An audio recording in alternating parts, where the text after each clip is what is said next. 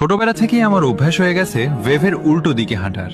চারপাশে তাকাই, একদিকে ব্রাজিল আরেকদিকে আর্জেন্টিনা। হলুদ নীল আর নীল সাদা পতাকায় ফেসবুক, পাড়া, আড্ডা সব ভেসে যায়। সবাই চিল্লায়, তর্ক করে, গলা ফাটায়।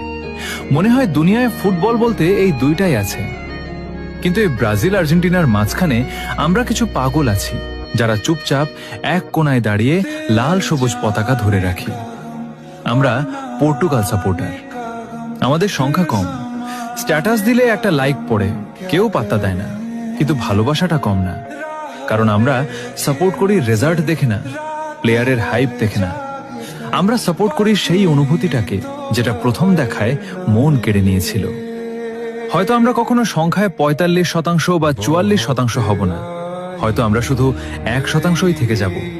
কিন্তু সমস্যা নাই, ভিড়ের সাথে গা ভাসিয়ে দেওয়া সহজ, কঠিন